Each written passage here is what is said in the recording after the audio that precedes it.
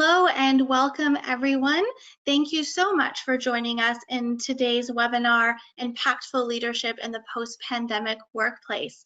My name is Elizabeth White and I am the Team Lead Learning and Development with the Work Wellness Institute, and I'll be hosting and moderating today's webinar. I would like to start by acknowledging that I have the privilege to live and work on the traditional, ancestral, and unceded territory of the Coast Salish peoples, including Squamish, Tsleil-Waututh, and Musqueam nations. We would like to thank our academic team and our 9 founding partner organizations in the Harnessing Talent Project.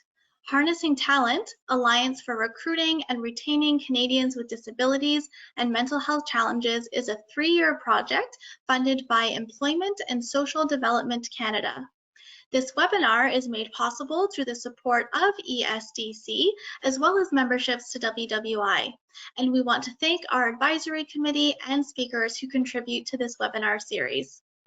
Okay, wonderful. I'm going to move things into introducing our wonderful speaker today. We're very excited to have Reena Khullar with us today. And Reena is a global executive consultant with a background in human resources leadership strategy and development. Reena is recognized for her innovation in launching a global consulting firm during the pandemic, inspiring leadership growth for clients around the world through her coaching advantage. Reena is a member and contributor of the Forbes Coaches Council, a contributor for Entrepreneur Media, and a member of the Harvard Business Review Advisory Council. Most recently, in 2021, Reena trained to become an accredited partner with Smart Collaboration International for the Smart Collaboration Accelerator, a psychometric assessment that supports consulting engagements for clients in every industry and every country across the globe, transforming the world of virtual work. So we're very excited to have you here with us today, and I will pass things over to you. Thank you so much for being here.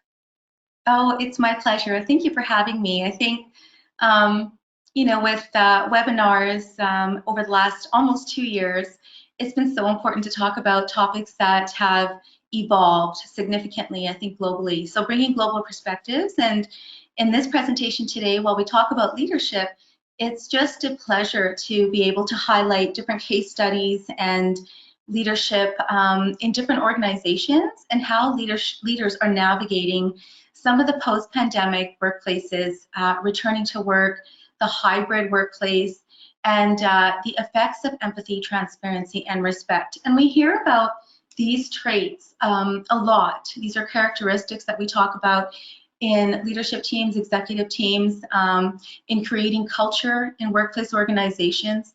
And it's not just leadership. I think the effects of empathy, transparency, and respect collectively under an umbrella of creating a culture overall for everyone in the workplace, so all people in the workplace to be able to experience developing these characteristics will actually continue to strengthen the workplace going forward.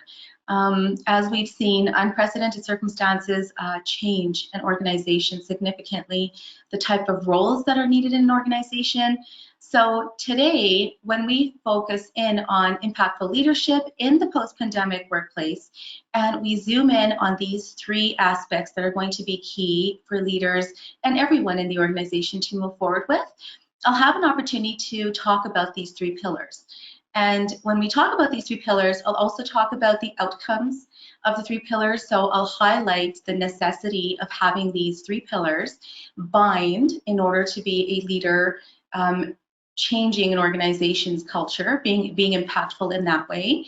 Then we'll go on to talk about some of the outcomes of exhibiting these behaviors and the outcomes for leadership teams and an organization. And then I'll go into some case studies, live case studies from clients that I have worked with and how they've used these characteristics and how their organization was impacted by their leadership. And then we'll also go into strategic execution in terms of, we've highlighted here at Agilis Executive Consulting, there's so many aspects to strategy development and a strategic plan for organizations. So we'll go through 5 that we've highlighted are imminent for us. They're our umbrellas. They are what we would consider pillars for an organization to use when developing a strategic plan. We'll talk about the business side and we'll talk about the people side and how these connect together in terms of developing an executive strategy, and how today's leadership qualities of empathy, transparency, and respect, how those are important in making sure an organization is strategically sound for the long term. Then we'll also go into some case studies in how this works for some organizations across the globe. So we can get started on the first, on the next slide. So empathy, the pillars of impactful leadership: empathy, transparency, and respect. Empathy, when we talk about empathy, empathetic leaders train in the ability to lead while understanding the experiences of their team. And this includes being aware of individual team members' thoughts and feelings. And when we think about empathetic leadership, we think about being vulnerable. And when we talk about vulnerability as a leader in an organization, I think so often as leaders, we sometimes feel that we need to show strength in a different way. And then perhaps empathy is a weakness, where actually empathy is a strength. And, you know, when you follow, there's work done by Susan David, and she talks about emotional agility. So Susan David is a doctorate at Harvard University, and a psychologist. And so she talks about, in her book, emotional agility and how in a world that's constantly changing, and her book was, of course, written before the pandemic, but in a world that's constantly changing, the ability to be agile in our emotions and understanding them and running organizations by showing vulnerability in how we're feeling has actually significantly grown and been understood by leadership and organizations since the pandemic. So when we show empathy as leaders in an organization, we actually allow our team members, our direct reports, our colleagues and our peers to also be able to exhibit trust. And this way, the trust of being able to be understood, the trust of being who we are, the trust of shedding any facade, being real, and talking about opening the door to communicating with transparency, which leads us into the next pillar. Transparency helps leaders validate and reinforce their role, influence others, and create a following. They are accepted by their team when they're being fair and honest. And so this goes very well with empathy, because leaders that are transparent about where the organization is going, open communication, when executive leadership teams and executive committees and leaders that are developing the strategy of an organization for their people, especially a people strategy, they talk about the need to be transparent. And so when we talk about transparency in organization, written documentation, highlighting strategic plans, sharing this, town halls, those are all really, really more important today. But we also, when we highlight transparency, we also actually talk about the leader themselves, being able to actually talk about their own role and their goal for their team, how they're feeling, and then they become influential. So when you talk about your goals as a leader in terms of how I feel leading this team in this organization, where I feel my career is moving in this organization, the impact I want to be able to move this organization into the future, and knowing that there's a responsibility as a leader to bring my team along, having those open and honest conversations are very, very, very important today. And that level of transparency actually opens up the opportunity for the team, for them to see the honesty and the integrity behind that, and allows them to gain their respect. It allows them to actually start respecting leadership and have a followership as a result of that, for being influential. Which takes us into, of course, our next pillar, respect. Respectful leaders trust their team and welcome diverse opinions, ideas, and feedback. They have a responsibility to embrace diversity and guide inclusive conversations. So here, what we're highlighting today, just under this respect, and there's so many other qualities of respect that are important for leadership, but here we're going to highlight diversity. Diversity, inclusion, equity. the DEI and the growing need for DEI initiatives and strategies for organization all fall under respect as organizations change and grow, and as hybrid work models or permanent work from home opportunities exist. Leaders have to focus on how to continue to show respect while continuing to connect with their team and offering a holistic experience for their team that may be global or may be permanently working from home. And that level of respect actually comes from honoring diverse opinions and listening to ideas and feedback, having those one-on-ones as a leader with your team, talking about where your team sees the organization going, and then also talking about where they see their role growing to. How is it different? It's a lot different than it was pre-pandemic. How has their role changed? How have their relationships changed with their peers? So they have a responsibility to embrace diversity, and it's not even a recommendation, it's a responsibility. It's a requirement for leaders to be respectful and open to ideas from every member of their team so that they can actually change their leadership style to be more inclusive.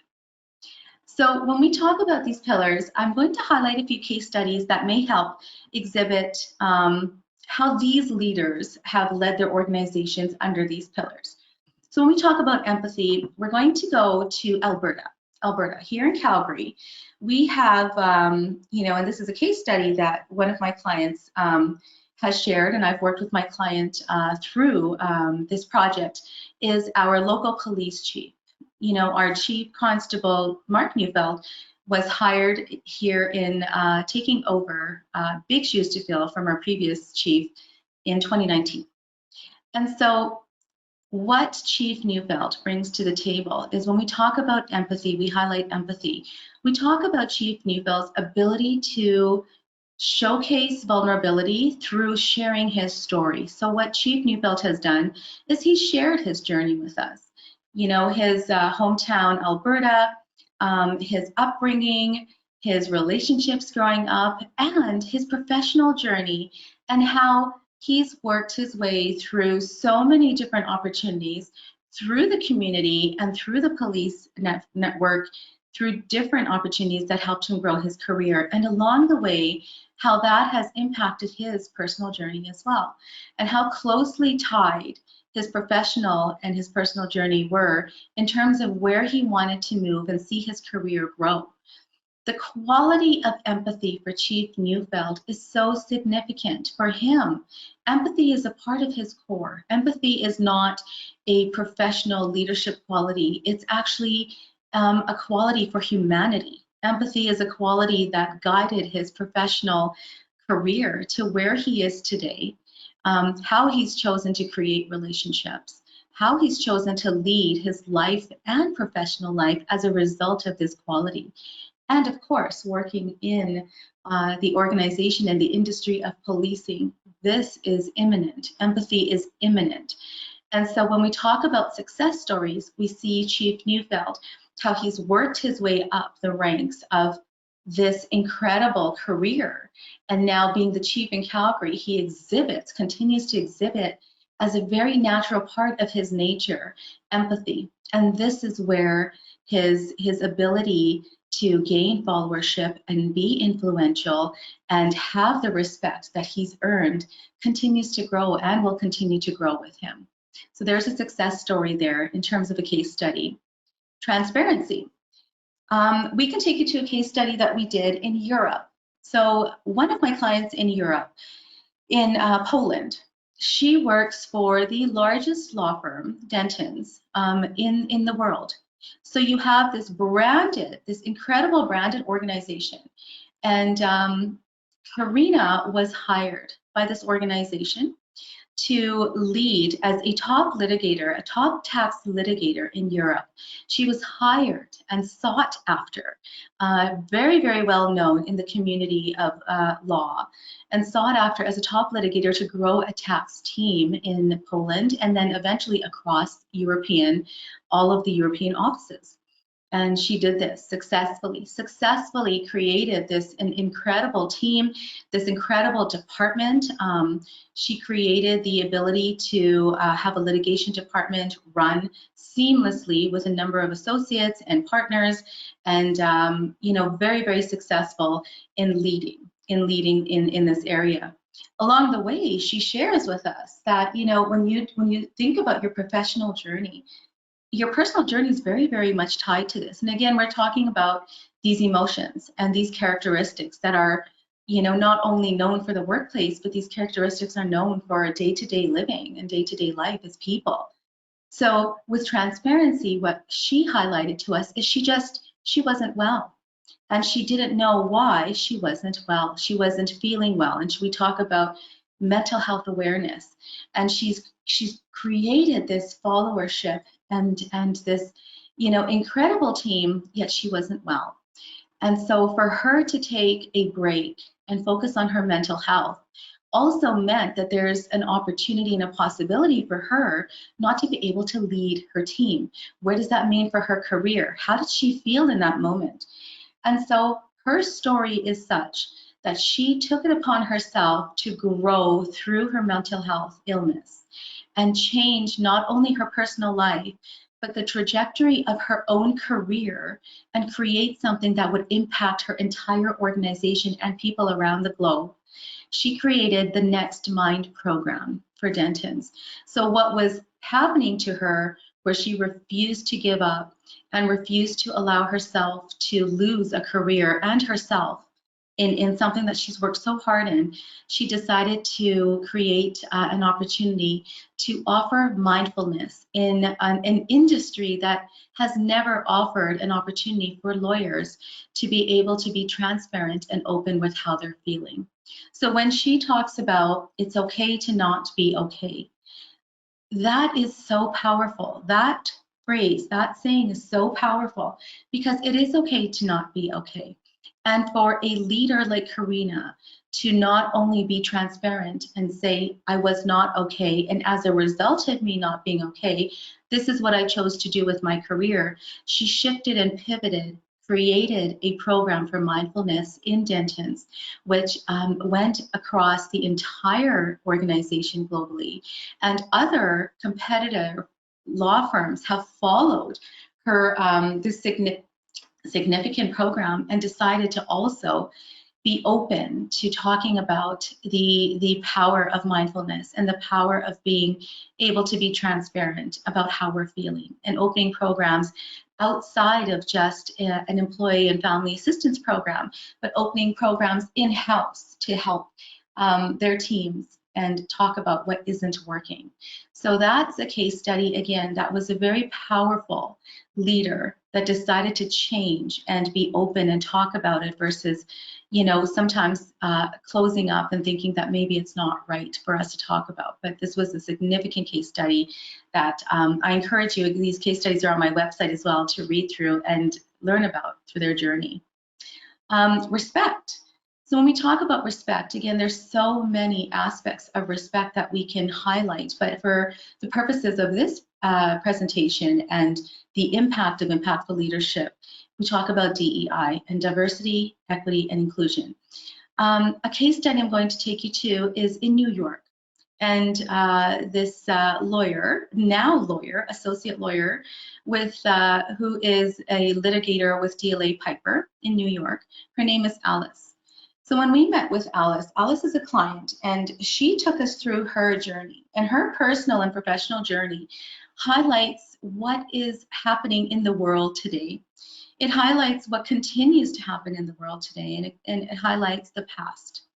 So Alice she was successfully now a lawyer, but she was the first of 17 generations of women in her family to speak English and go to law school.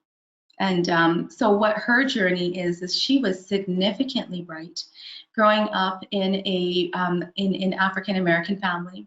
Her family moved from Africa to start life in America.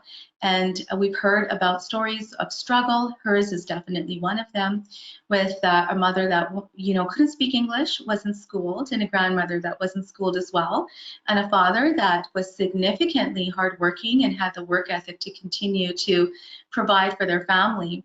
Alice was determined to become a lawyer. And so her goal, from moving through school, becoming the president of her students association, despite being going against the odds and the chances of winning, she won. And having conversations with all the Ivy League schools about law school and how attending law school and which law school she should apply to, and being told that because she did not have a significant family background, that she likely would not get into law school, and definitely not an Ivy League law school. So for Alice, she became a paralegal and continued to grow her career as a law clerk, determined to become a lawyer, and she did. She wrote the bar exam for New York. She passed the bar exam, the first in her family of women of 17 generations.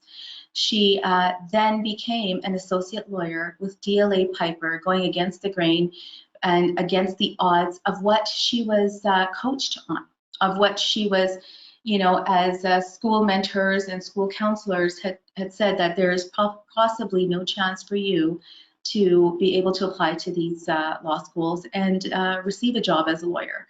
So she went against the grain and celebrated with her family and her grandmother, who has a significantly difficult past, celebrated with her family the idea of, you know, diversity and inclusion, and recognizing today, in today's workplaces, the importance of different backgrounds and the importance of history. And so this case study, what this talks about is, sometimes as a leader, it's really important to not only hear diverse opinions and hire diverse individuals with different backgrounds, but also hear their stories and their journeys. So when you know, bringing people onto the team, if you share your journey and you share your experience, there's a collective connection that grows, and that continues to grow a mutual respect with what people bring to the table in a different way, not just professionally, but in terms of personal relationships as well. So that's very important.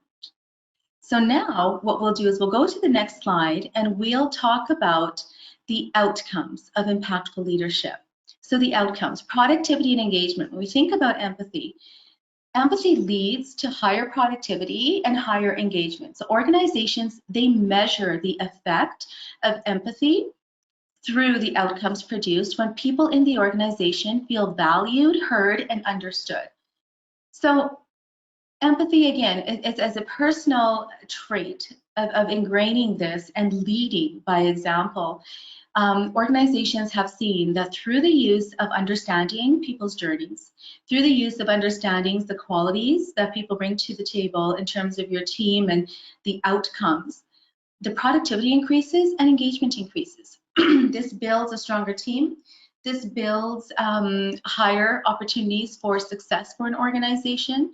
We think about reaching the strategic goals of the organization in terms of profitability. So the productivity outcomes are higher because the profitability goals will be met. So when we think about, for instance, Chief Neufeld, you know, when we use that respect case study for him, the productivity and engagement is significant at the Calgary Police Service because of his leadership and his leadership team. And so they're productive, they're impactful, they're not reactive but proactive because of their continuous education and learnings on, you know, growing the organization, learning from their partnerships across the country, learning from colleagues and other services across the country. And as a result, their team is engaged, the community is engaged. So that quality, learning through Chief Neufeld, how he chooses to lead his team, the productivity is significant, and so is the engagement. Transparency. So the effect and the outcome of transparency is authenticity and brand identity. Organizations measure the effect of transparency through their people and their participation in conversations related to strategic direction and brand identity. So when I think about an organization's brand identity, we think about their logo, their history, their impact. We talk about their financial stability. We talk about corporate outcomes. But when we think about authenticity and brand identity, that can only be created through transparency. And brand identity is created through the people of the organization. Every single organization's person has their own personal brand that they're actually bringing to the table, to the organization. In effect, an organization's brand identity is identified by its people, by the uniqueness of the people, by the qualities of the people, by the qualities of the team members and the personalities that are being brought to the organization. That organization is branded because of who's there. And if the organization displays transparency, automatically the authenticity of being honest and upfront and leading with integrity allows its people to also affect its strategic development by bringing their own personal brand and integrating that brand. For example, when we talked about Reena, so the outcome of her ability to be honest and upfront and showing vulnerability and authenticity about what she experienced in her personal life, it helped brand Dentons. As a result, Dentons was branded to be known as the first law firm in the global community to be able to create this program for mindfulness. So she enhanced Denton's brand with creating a program through her own experience. It was authentic, it was real. There's a story behind the Next Mind program as a result of her ability to talk about what she went through.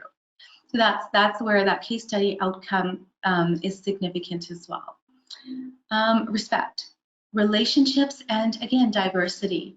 Organizations measure the effect of respect through the commitment to building collaborative relationships and honoring different ideas and opinions. So here, when we lead with respect and we think about diversity, we're also building relationships. And these relationships are significant because you're honoring the diversity of your people. And the stronger the relationships, the stronger your brand, the stronger the engagement. It all actually ties together. We talk about Alice and her ability to persevere, and in her experience, go against the grain of what she was coached or told, what would be best for her career. She still followed what she wanted to be successful in, and she succeeded. And her diverse background and her diverse experience in life, those strengthened the relationships she had with her law firm and with her colleagues and with the community, and the law firm's brand as well in accepting and honoring and proudly hiring someone from a diverse community with a diverse background, with the qualities of respecting. The key here, the foundation here is respecting her challenges and respecting her journey. So that case study highlights the outcomes of respect in an organization when leaders use that quality is relationships and diversity. That's what's strengthened and built. Next, what we'll talk about, if we move to the next slide, is we've highlighted strategic planning. When we talk about impactful leadership and we focus in on strategic planning, we've highlighted 5 areas in the business and 5 areas when it comes to people that we find significant in the growth. We find significant in an organization's success during pandemic, pre-pandemic, but definitely more so post-pandemic. What we'll talk about, and we'll go through not only why these qualities under business and people are important, but we'll also go through some more case studies to highlight the effects of how these are integrated. So project evolution and execution, we'll talk about, a startup company and how that project evolved and how it was executed. Workforce planning, how has that changed? How is that changing today post-pandemic as well? Brand perspective and identity, an organization's brand and how that's highlighted. competitive advantage when creating your strategic plan, the competitive advantage and what we need to focus on when looking at the competition and how we fare as an organization. How are we competing? Do we have this advantage? Are we going to lose that advantage? And environmental position. We need to take a look at our internal, but mostly also our external environmental factors that may inhibit our organization from being able to achieve what we set out to achieve. Under the people, we will show you how it's tied to these qualities of agility, endurance, resilience, apprehension, and compassion. So we'll move over to the next slide. And here, what we've done is we've paired each of these business qualities with the people qualities in order for us to see how your organization can be successful and how you as a leader can use these qualities in your business and use these under your people to build them and connect them. The first one, so project evolution and execution, we've tied it with endurance. A startup company, an entrepreneur, a new business, or even redesigning your brand perspective for your organization or redeveloping a strategic plan, any type of project evolution and execution will require endurance, significant endurance of not giving up. One case study we can highlight here is here in Calgary. There is a school that opened about 9 years ago, led by the renowned name of Rennert. And Rennert School was developed with a history of a foundational family name, known here in Calgary for mathematics and for leading in a different way and building a community that was focused on university education, higher education, and tutoring. And so Aaron Rennert, the current founder and principal of Rennert School, decided to open a school. And so 8 years ago, this required, evolving a project, a goal. It was a goal of creating this school and how he was going to execute it. And it wasn't without consistent endurance, and it wasn't without a team, and it wasn't without the significant community support that he had. But I think the main thing that we're highlighting is it was his leadership. It was how he chose to continue to evolve this project into a reality and how he executed this and the endurance behind his execution. There is a case study again on my website, and I encourage you to read his journey. Aaron shared his journey with us, and through this journey, we could see the leadership qualities that he exhibited. And they're still under that foundational pillars of empathy, transparency, and respect. Those pillars that he exhibited and those qualities continue to drive his project to success. So today he successfully has been running a school that was a dream for him. His entrepreneurship continued to show. He continued to show the endurance through his journey despite any setbacks, and he was able to share those. And those qualities of empathy, transparency, and respect continue to lead him to success. The next one, we paired workforce planning with agility. So today, roles are changing. What we're hearing from our clients across the globe, which is consistent with every country and every organization, small, large, global, local, multinational, is that the roles needed today are going to be very different than we've seen even in the last 18 months. And so the ability to understand a hybrid work model and recognize how organizations can utilize skill sets from their employees in a hybrid situation and continue to develop those necessary relationships, we're learning that leaders are gravitating and having conversations on the changing roles for organizations. So when we're talking about workforce planning as a part of your strategic execution, using empathy, transparency, and respect, it requires a change in roles. It requires in being agile. It requires in being able to be nimble and pivot quickly into different roles if necessary. A case study we can highlight here is in South Africa. We went to South Africa and we met with Ziad Solomon. Ziad Solomon, at that time when we met him, was the Chief Operating Officer for IBM in Johannesburg. Now, when we talk about Ziad and his journey, Ziad came from this incredible family background and has always lived in South Africa. With his family background, of course, he had, respect, a solid foundation of respect for his family and his upbringing and his parents. And that helped him grow into the role that he wanted to play for his own family and he wanted to lead himself in. And so when you use empathy, transparency, and respect, Ziad became a lawyer. He was very, very, very intelligent. He was persevered. He had the grit, and he chose to pursue law and became significantly known for his ability to be a lawyer in South Africa. His role changed. He was called to develop and create different initiatives as COO of IBM, a significant role, a different role, and a new role for him to execute and build and develop. This is just a great case study to focus on when it comes to workforce planning and the ability to be agile in your own career as a leader, is to recognize that sometimes your role can change. And what you set out to do in your educational system and what you set out to do for the rest of your career may change. And as a result of the pandemic, we are finding that, like Ziad, he chose a role that wasn't what he went to school for, but significantly and very positively impacted an organization and a brand that's known across the world.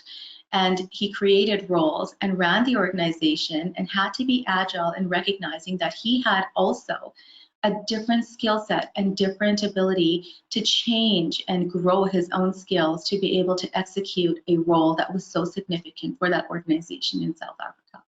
So today we're highlighting and encouraging leaders to be able to not only create roles that are going to impact how work is done in the future, but also be able to take roles and lead themselves through those roles, to lead by example, to show their team that they're also able to do that. Brand identity and brand perspective and identity, we've paired this with compassion. When we're talking about brand perspective and identity, it changes. And we've seen this before pre-pandemic through mergers and acquisitions. How many times have we seen M&As and, recent example with Synovus and Husky, for example, here in Calgary. The culture will change, the brand perspective, the identity of an organization that historically is rooted in Calgary here is going to change, is changing, and will continue to change. So when we think about brand perspective and identity, we have to actually be able to exhibit compassion. And when we talk about compassion, we need to have these conversations as leaders at the executive table, at the leadership table, and talk about how the changing brand and the changing identity of an organization that's historically or may not even be historically rooted, how that's going to affect its people and how that's going to change possibly the profitability of an organization, how it's going to change the roles and who we're going to hire for those roles. How does the outlook of the organization look 2 to 5 years from now? Are we strategically planning 2 to 5 years from now? And if so, are we agile? Are we going to be able to pivot? And how can we pivot our strategic plan to fit into unprecedented circumstances that are not beyond our control, such as a pandemic? So for this, I'm going to take you to Mumbai in India, as well as London in England.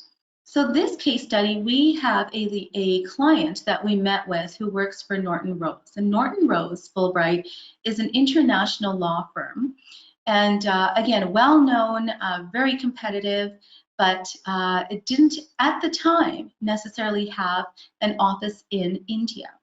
And our client, Reena, has a significant story where she, shared with us her incredible upbringing with a family of lawyers and attorneys that had, in Mumbai, in India, that had a significant presence and a very well-branded identity. And their brand was known, their name was known. The law firm that her family developed and grew up in and continue to represent, her father and grandfather was very well known and continues to be well known. And so growing up here, she wanted to also lead her career as a leader in law. And what she did was she ventured out and she moved to London, England, and decided to pursue law there. And there she created this identity for herself, something very different than what her upbringing was, in a new world, in a new country, in a country that, you know, ironically is also riddled with history in its ties with India, and you know, possibly facing a significant challenge for being diverse, and possibly facing a significant challenge of not always being included and inclusive. And she fought against the grain and decided to join an organization that embraced diversity, that embraced difference of opinions and ideas, and embraced her brand.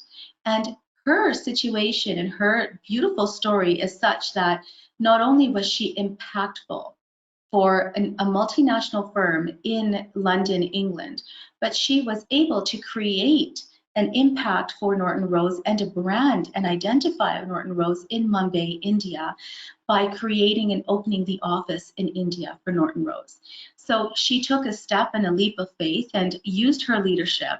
She used empathy, transparency, and respect. She talked about understanding, you know, the history behind the countries, and, you know, talking about the transparency of her own life and career, and the you know, role models of her own parents, and how they've helped develop her into who she is, and some of those characteristics that she exhibits as in a leader. The respect for knowing that she is representing a multinational firm and wants to continue to represent this firm as a lawyer in a country that hasn't yet opened an office. This firm hasn't opened an office in, and she had the ability to do that. So with compassion, I think with an open mind and compassion, as the brand perspective and identity of your organization changes, and it has changed, and most organizations are considering rebranding or thinking about who they are, what their purpose is, and how that's changed since the pandemic, there's significance in showing compassion for that. Now we'll go to a competitive advantage. We've actually paired competitive advantage with resilience. And again, when we talk about competitive advantage, we look at the competition, we think about how we're different as an organization competing in a market, a global market that can do business across the world very easily today, not knowing that the impact of relationships and how to grow those relationships virtually would have been as easy as we considered before the pandemic. And when I say easy, hybrid work models, virtual work, all of this was new to us, or a lot of organizations who didn't have a global perspective and who didn't have a global team until after the pandemic, and still may not have a global team. But always looking at the competitive advantage of knowing hiring teams, growing those relationships requires a lot of resilience. There's competition in the market where, you know, we're competing for talent, we're competing for roles, we're competing for projects. Every organization needs to take an opportunity to use empathy, transparency, and respect as their foundation, and how they used those pillars to build their team, to be competitive in hiring the best talent. And that takes a lot of resilience, because that talent also has to be connected to the team. That talent has to feel that this is home. The talent also has to be resilient to go through and move through those stages. We can highlight the case study again of Agilis, and some of the resiliency, the competitive advantage that you know, she was up against, unfortunately, was the color of her skin. And you know, she recognizes that. She talks about this openly, and how her resilience in ensuring that nothing was going to stand in her way to showcase her talent to the right organization who was inclusive and open to recognizing what she was bringing to the table. And today, Agilis and the role that she holds, she has a competitive advantage. Her competitive advantage is her. It's her story, it's her journey, and the resiliency that she showed, and how that ties to the role that she's chosen to play today, how that ties to her career today as a lawyer. That's her competitive advantage. And so again, when we're looking at an organization, how we retain our talent, how we attract our talent, how do we continue to remain competitive with our competitors. There is nothing short of the consistent resilience that's required as a leader to continue. Environmental position and apprehension. So when organizations today and during the pandemic, even pre-pandemic, but more so today, when we take a look at our environmental position, we need to take a look at how we're faring in the market and what market we've chosen to be operating in and what market will continue to offer us the impact that we want on our bottom line. So profitability, what does that look like? Every quarter, when we measure our profitability every quarter, are we environmentally positioned to achieve that or exceed that? And if not, that continues to cause apprehension. And when we build out strategic plans as leaders, when we look at, the development of our strategy, it is always going to cause a little bit of apprehension.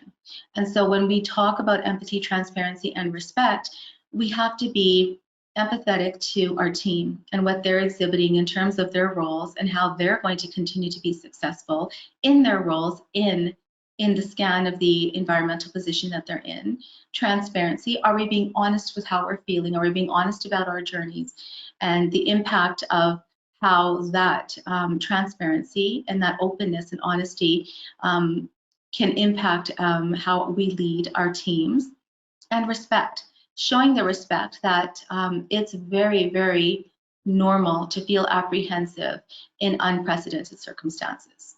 The case study that we'll take you to is to Brazil. Our client in Brazil worked for Mattel. Gustavo worked for Mattel at the time that we met Gustavo.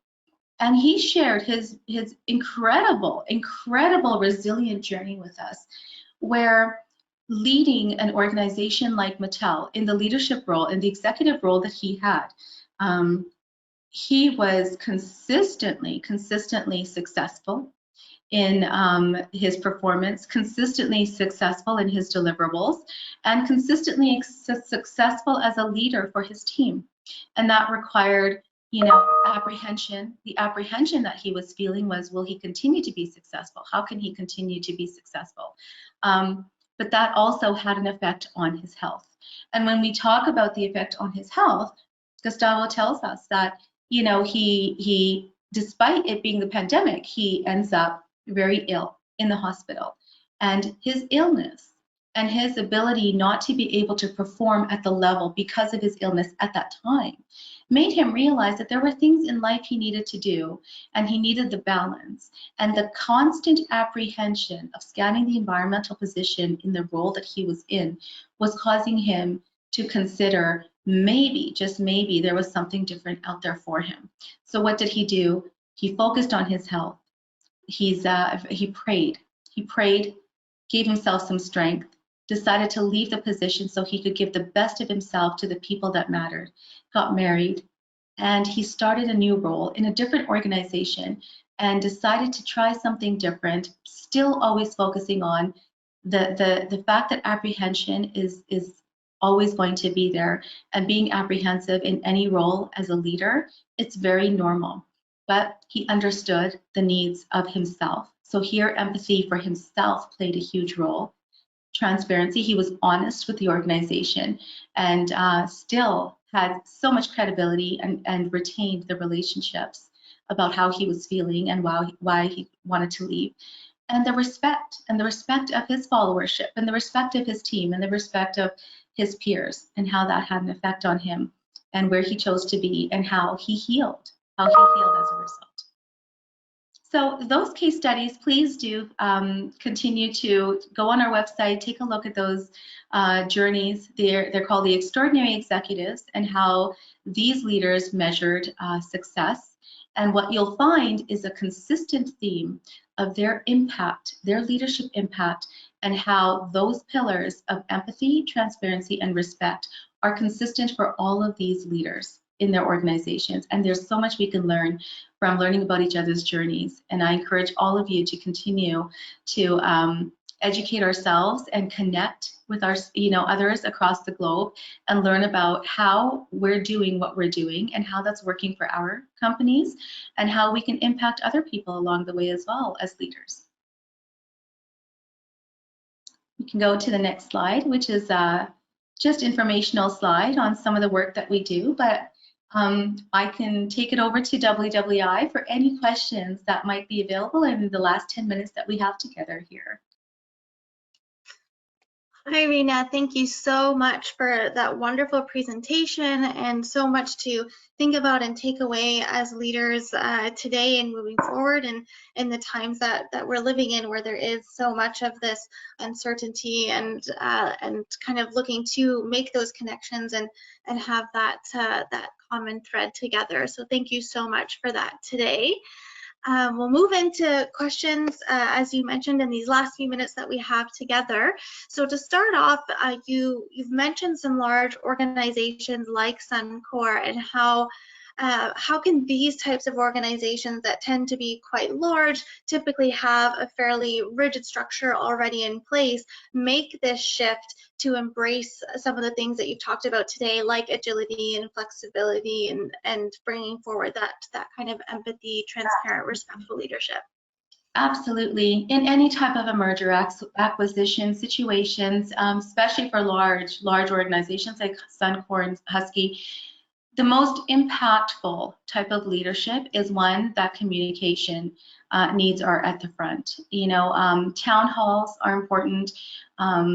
Communicating strategies, the strategic plans, having conversations even one-on-one with leaders. There's going to be apprehension through any merger and acquisition because roles are meant to change. Culture, as a result, is meant to change. Workplace culture is driven by organizational needs. It's driven by profitability, it is, and it's driven by people, of course. And so I think the biggest significant impact to an organization going through changes such as Suncor is continuing the communication, is continuing to have those open, transparent conversations on all levels of leadership, and as a result, offering the ideas and the opinions and the insights from their employees on what might not work, what might work, and getting a perspective from the employees in their roles. Sometimes as leaders, we create roles and we redesign and develop organizational opportunities and positions, and it's important to involve the people when creating those profiles and those positions, so we understand that we're hiring, retaining, and attracting the right type of talent. But we want to keep our people in those roles significantly engaged and understand from their perspective how they're feeling. I think, again, it comes down to the empathy. How are you feeling about this? How are we doing? Are we communicating enough about the changes? What could we do better? I think that's the biggest thing that leaders could ask their team is, what can we do better? How do you feel? Thank you so much for that. There's always so much to consider, and bringing those pillars forward, as you've mentioned, is great. And thinking about those pillars that you've talked about today, empathy, transparency, and respect, how can leaders gauge within themselves the levels of those that they have and kind of are portraying out to their team? I think for leaders, it's hard because there's this idea that as a leader, we need to show strength, and strength is measured very differently, and it's actually defined very differently for everybody. So when we talk about, you know, leaders and putting up this, I need to be strong for my team, or I need to be able to lead with impact. The impact, there is nothing more impactful for a leader than to be honest and upfront on who they are and show the vulnerability. You know, I highlight, this question has been brought up so many times and often about, you know, I want to show strength and I don't want to show weakness by exhibiting some of the emotions that I'm feeling, Reena, as a leader.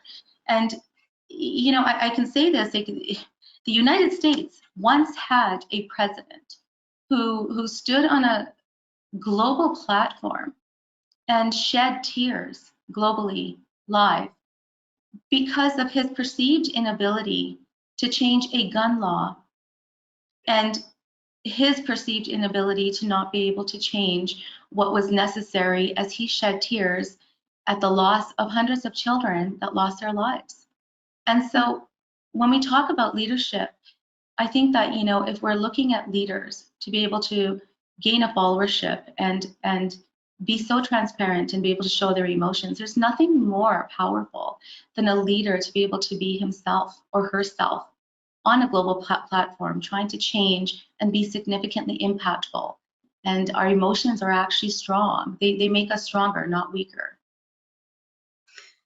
It's a tough one, right? Because it is a little bit of shift of mindset, and yes, that whole idea of staying strong for your team and rethinking that sometimes staying strong for your team does mean, as you mentioned, some of that vulnerability.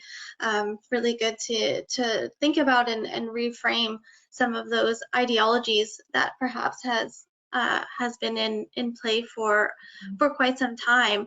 And when thinking about these times, another question around transparency, and particularly in these kinds of times where information is consistently changing, and maybe we don't have full information and people are looking for answers that might, or it's not quite the time to share. How do you encourage leaders to maintain those pillars and things we've talked about today in those times where there is quite a bit of uncertainty and maybe transparency is not able in the fulsome way? I think maintaining and building and maintaining a connection with your direct reports and your team is absolutely imminent today, especially in hybrid work models where we're not necessarily connecting in person. So picking up on body language is not always available as readily available as it once was. What we encourage every leader to do who has responsibility for direct reports is to ensure that the one-on-ones and the open door and any opportunity for eliminating or easing apprehension or easing the ability to alleviate confusion for questions for them direct reports. There's a channel. There's a channel to ask those questions.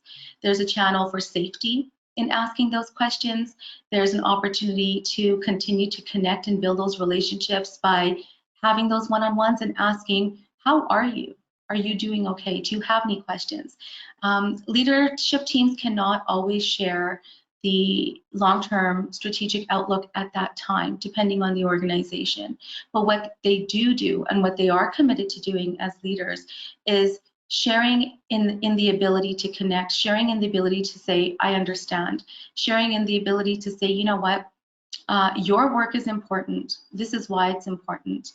You're valued because, and this is where I see your performance, evaluating performance based on outcomes, based on relationships is going to be so important moving forward.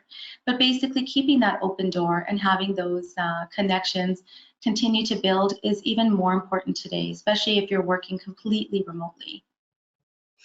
Absolutely, that need for connection and communication is stronger than ever, I think, in these times. We have actually come to the end of our hour together, so thank you so much for that Q&A and answering so thoughtfully and providing all of these great tips and rethinkings and reframings of how to move forward. So I will take this opportunity once again to thank you to our audience for attending today and being so engaged in a really timely and important topic as we move through together this continuing time. And once again to Reena for all of the expertise that you have shared and bringing forward all of the examples and all of these new ways and things of thinking to help us all get through these times. I really appreciate your time and expertise today. My pleasure. Thank you so much for having me. Thank you so much, and everyone, we will now close our webinar to end today, but thank you again, everyone, for your participation, and we will see you in the new year. Bye for now.